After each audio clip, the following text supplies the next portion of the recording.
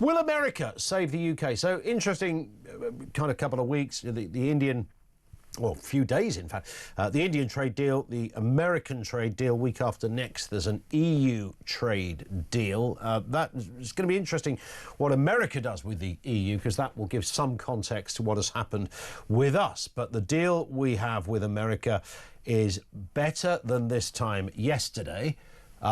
But probably not better than it was 6 months ago.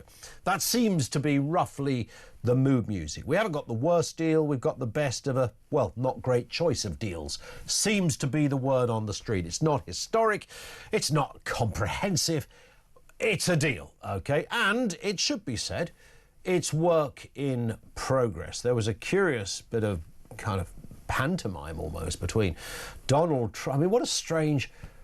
Donald Trump flanked by Peter Mandelson, and Mandelson sitting there in the opulence of the Oval Office, or standing there, making some apparently some amusing, vaguely amusing remarks. And over at the other end, you had Keir Starmer, who looked as he was kind of in a staff canteen somewhere or a 1970s lecture hall on speakerphone from a side angle. I mean, whoever in Downing Street put that together should be walking the plank. But the announcement does offer some relief for key UK industries from some of those new tariffs that President Trump has announced since his return to the White House. But it will leave a 10% duty in place on most goods from the UK. Hailed by the leaders of both countries as significant, analysts said it did not appear to meaningfully alter the terms of trade between the two countries. It's a deal not hugely significant, I think, is the upshot of that. No formal deal was signed yesterday, and announcements from both governments, of course, didn't give the fuller detail. We'll get that in the fullness of time. The staff canteen, or the lecture hall that Keir Starmer appeared to be sitting in, was in fact the Jaguar Land Rover factory in the West Midlands. He described it, Mr Starmer, as a fantastic platform. This is a historic deal, delivers for British business and British workers, protecting thousands of jobs in key sectors, including car manufacturing and steel. Yeah, loads of people work for steel over here, don't they? He said, adding that the UK has no greater ally than the United States. And Mr Trump said that himself. You know, we're not meant to pick a favourite country, but it's kind of you guys, sort of. Does he say that to all the girls? 0344 499 1000. I'm going to ask the general question of how do you rate this? But I suppose the wider question, bearing in mind the Brexit freedoms we're hearing a lot about in the last 24 hours that has allowed us to sit around the table autonomously from the big old bloc that we used to be part of, is that likely to be an area that the United States becomes, we have to develop it over time, but they become our biggest ally in every respect? And bearing in mind that they've got some troubles over there. But will America actually save the UK in a curious kind of way? I mean, there's some bad stuff going on over in Germany. Other countries in the EU not faring so well. I mean, they'll pick up at some point. These things are cyclical. Will America save the UK? 0344 499 1000. Let's get a word on this. And the other big stories of the day. George Pascoe-Watson is with us, former political editor, it should say, over there at The Sun. You almost got promoted then, George. Not that, not that you couldn't have done that job standing on your head, as it were. Good afternoon. Hi, Ian. Great to see you again. And indeed. What a great question you're asking about the US and could they save Britain? You know, I was looking at the Financial Times this morning, not a newspaper which is particularly supportive of Trump in any way. They say not even the architects of the trade deal announced yesterday would describe it as a thing of economic or legal beauty. Yeah. There isn't even a signed document here. I think Keir Starmer has taken a view here that for PR purposes, having a great optic, as we say in communications, it looks like he's closer to Trump than anybody else. We had that telephone call, as you said yesterday, that live broadcast. Starmer has calculated that it's worth having the perception of Britain getting a better deal than anybody else. Yep. Downside, of course, is it's not signed. It's not really helping anybody other than the steel and the car and maybe the farmers industries. It looks more like a protection payment, I would say. and definitely it prevents the Prime Minister from doing negotiated business on all of the other 10% tariffs, which still remain across the board. So it may look good on the face of it, but and that's something which, don't forget, if you're Keir Starmer and his team, is great to have, because you've had some bad headlines over the last 9 months. So it's worth it in that respect, but it may well hold him back in terms of doing the deal. You know, they talked about it being historic. It's certainly not historic. And it's certainly not a free trade agreement. And if you think about growth in this country that is so badly needed, we're being hampered by new employment right legislation, the cost of energy, and a whole host of other things which still need to be tackled. Indeed. It's worth reminding, I mentioned at the beginning, George, you know, there was a lot of kind of choreography behind all of this. There was the president, JD on one side, Peter Mandelson, man alive, did he love that moment, on the other side of it. Let's remind ourselves then of the moment the US president spoke with Keir Starmer. I'd like to introduce him now to say a few words.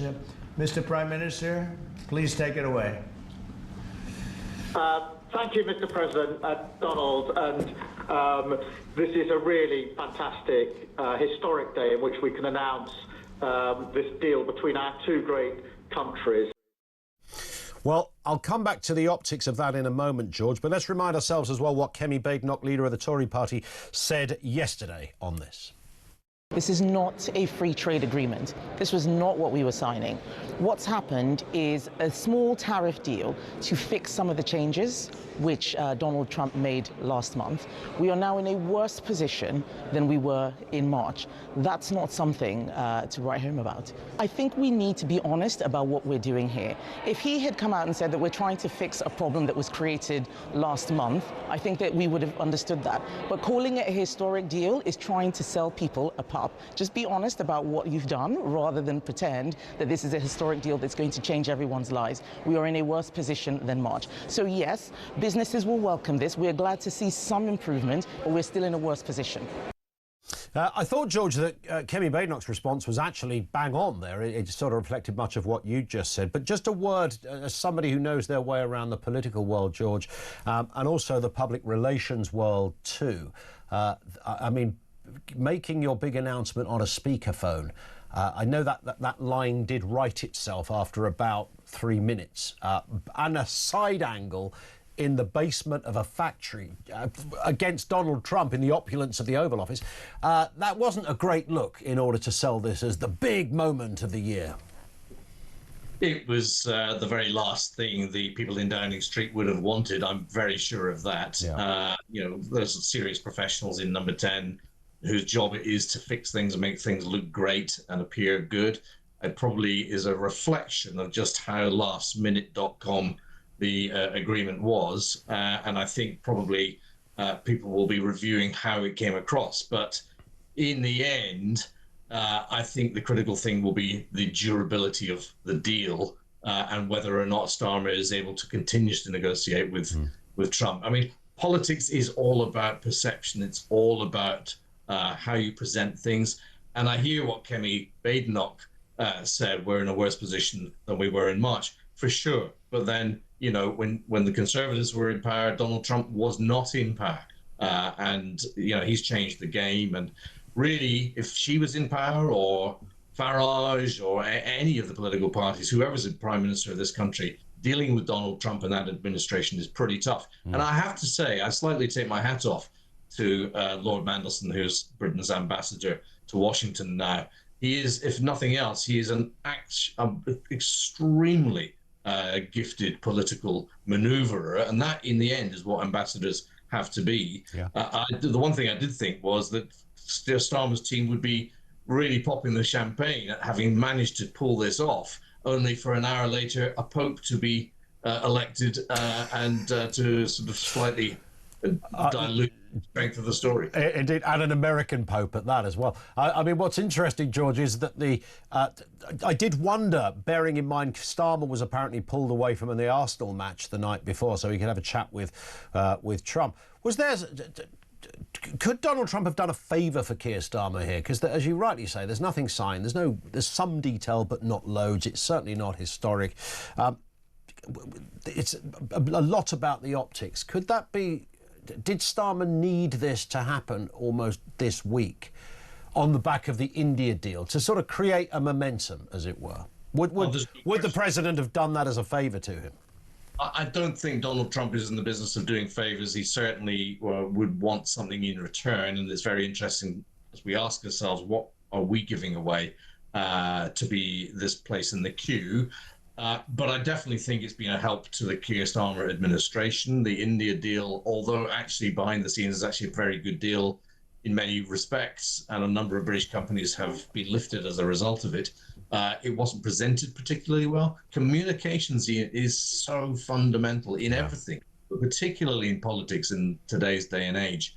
And that's a game that the Labour Party in government have not been playing particularly well. They've changed the team now, and things are beginning to get a little bit more on track. But I defy anybody to deal successfully with the Trump administration because it's so confident in its own communication. Yeah. It's kind of hard. So finding out where you want to sit in that is really, really hard. It's the advice that people like me give to people, and it's not easy. So I think it's been net. Starmer will probably feel he's had a pretty good week when it all comes down to it tonight as he pours a gin and tonic. Indeed, or something similar. Here's another story, George. This broke in the last couple of hours. This pair of characters who've been convicted of criminal damage for the felling of the iconic sycamore gap tree in Northumberland. This was back in September 2023. I said at the beginning, I know you shouldn't, don't judge a book by its cover. Just because somebody looks like a wrong and doesn't make him a wrong, and usually does, but that's another story. This pair look like the kind of bozos that might do something like this. They are going to face, potential prison for this. What I was wondering about, it's a stupid thing to do. It was a, mean thing to do. It was historic. It had been there forever, and a couple of Herberts come along and just cut it down. But does it make the crime any worse if it's something of note? If you chopped a tree down further down the wall, as it were, is that any worse or better? I'm trying to work out whether the offence is more of a moral offence than a criminal one in many respects. Well, and we know the law rightly does not make a distinction on moral equivalence, and that's how it should be. So technically, the law is the law is the law.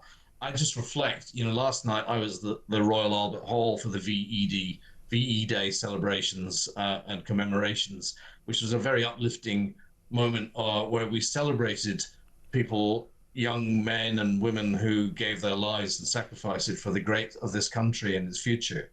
And then the very next day, these guys get rightly convicted. And in a way, I'm pleased that there are juries here in the UK justice system who are there to do the right thing. Because that's the thing that really we're focused on and that matters for this country. Yeah, and they were so stupid and moronic, this pair, that they boasted. They didn't just do it; they boasted about it. They enjoyed seeing it on the news. They had stuff on their phones. They thought it was a photo of the photos on their phones that acted like some kind of trophy. You sort of do wonder where some of our fellow humans are on the evolutionary scale.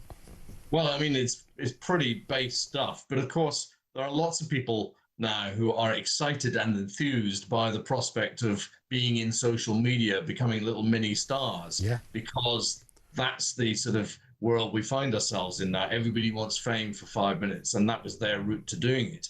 And I just hope, actually, the fact that they've been convicted reminds the whole of the nation that no matter how crazy an idea you've got in your head, you need to respect people and the community and the country in which you live, because we didn't get this freedom and liberty and live in this beautiful country for free. It was paid for by the blood of many millions of people. Yeah, spot on. George, stay with us. George Pascoe-Watson is with us, former political editor over there at The Sun.